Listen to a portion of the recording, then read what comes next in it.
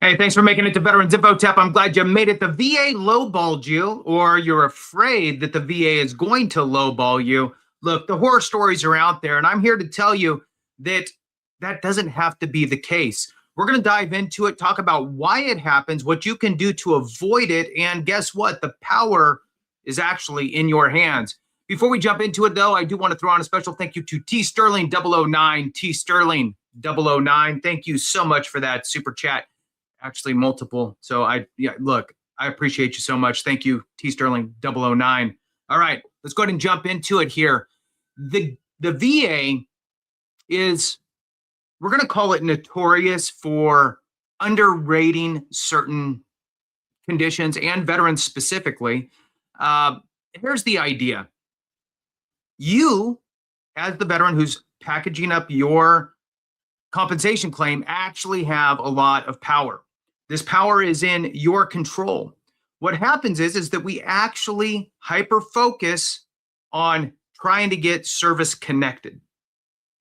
And we forget about getting properly rated. So as we're gathering evidence, it really kind of guides us down the wrong path. So let's go ahead and talk about it a little bit. So most veterans, again, think that the VA lowballed their rating because the VA undervalued their symptoms. You're going in there, you're hearing, from all kinds of different people you know, maybe even accredited representatives saying, tell them how bad it impacts your life. Well, sometimes that's not really what the VA is looking for. What it comes down to is really one critical mistake. And again, you're gathering evidence for the rating to get service connected, but not actually proving the severity of the condition. So this mistake is costing veterans thousands and thousands of dollars, if not tens of thousands, especially if you let the time expire to preserve your effective date. So problem breakdown, let's jump into it. Here's how most veterans approach their claim. They go online, right? They look up maybe they do this. They look up 38 CFR rating criteria. They say, I have migraines at 50%, and maybe I have PTSD at 70. And then they build their evidence around that. Well, because the VA doesn't care about the order of things, right?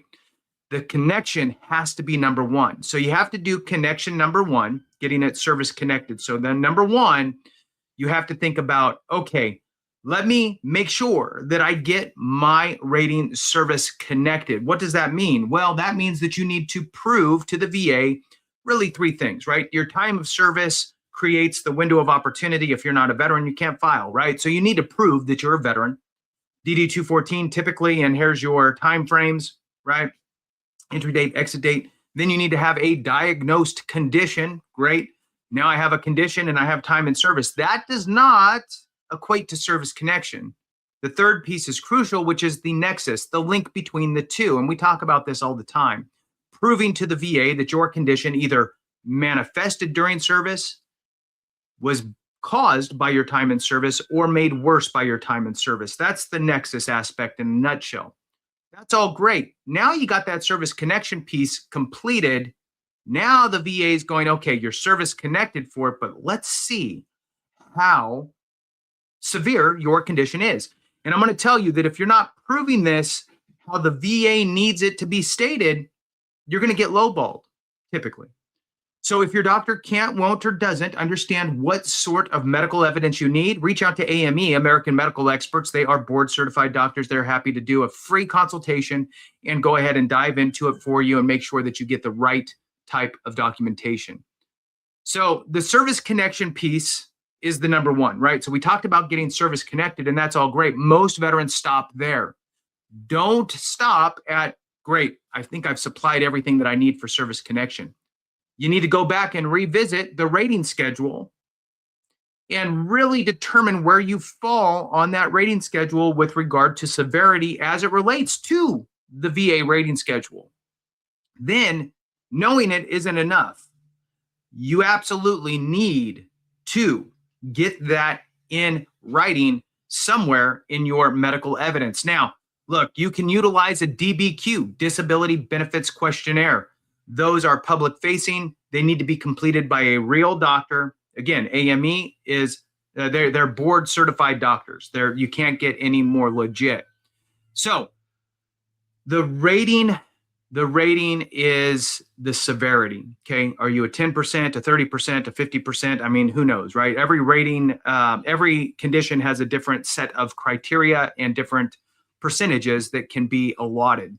So the question really is, how severe is it? How often does it occur? How does it impact your life? But not just those. That's where people stop. They come up with these questions themselves, right? Veterans. We go, okay, now I need to talk about, how bad is my condition? How often does it occur or flare up? And, how does it impact my life? It's great thoughts. But the VA actually has a rating schedule for your condition. And they're going to look at it and they're going to go, did you meet the criteria for this rating, or this rating? Which one did you meet? And 99% of the time, it doesn't break down to questions like this. It's more bulleted and real numbers and real situations that you could absolutely be able to have a conversation with your doctor. And if they'll write it down and fill out a DBQ for you, great. If not, again, AME, I'm telling you, it's a free consultation. And look, information's free. Make a wise choice. All right. So where veterans go wrong? Well, let's talk about it again. So a veteran files for migraines, which is the example that I love to use, right? Maybe you completed migraine logs. Maybe you have some severity statements. Maybe you have statements from either yourself or your employer talking about work impact, maybe, right? All focused on getting a 50% rating because you looked at the rating schedule.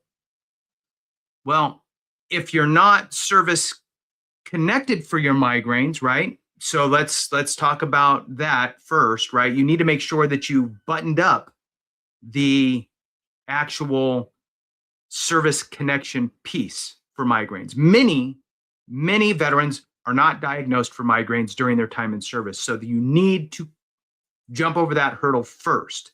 Okay. So getting a denial for your migraines could be a common theme. Then once you actually start to put it all together and you get the service connection piece done, that's great. That's great. But now you need to focus on the severity piece. Now, the idea that it impacts your employment is absolutely crucial in trying to get the 50%. There is a monetary impact portion of being rated at 50% for migraines. So the idea here is getting very strong medical evidence, not just your personal statements are great and they help at the board, but really the medical evidence that really highlights the severity directly in line with what the rating schedule is calling for. Why? Because the rater, as they're going through your file and going through the adjudication process, they are going to go, okay, great. We looked at all this evidence. How severe is it as it relates to the rating schedule so I can assign the appropriate rating? And if you're missing anything from a 50% rating on migraines, they're going to downgrade you to a 30%. If you are missing something from the 30% rating criteria, they're going to downgrade you to the 10%. This can cost you thousands and thousands of dollars. And remember that it's about having the strong foundation. You have to have a strong foundation going in. Take the time to develop your claim. Make sure you supply everything for the service connection, because without service connection, then the next step doesn't happen, which is the rating. Then you need to absolutely make sure that you are doubling down on evidence, medical evidence, that relates to the rating schedule. So with that, we'll go ahead and end it there. I appreciate you very much. At the end of the day, we all, we all need to make sure that we are providing the VA with everything they need to effectively rule in our favor for a proper rating, right? If you provide them everything they need, then there should be no excuse for the VA. And do not rely on the C&P exam solely to get it right. Inevitably, you'll get there and you'll forget to say two things, and it's going to impact you negatively. All right, with that, thanks for watching. I appreciate you very much. Have a great one. And remember, if we don't take care of each other, something went wrong.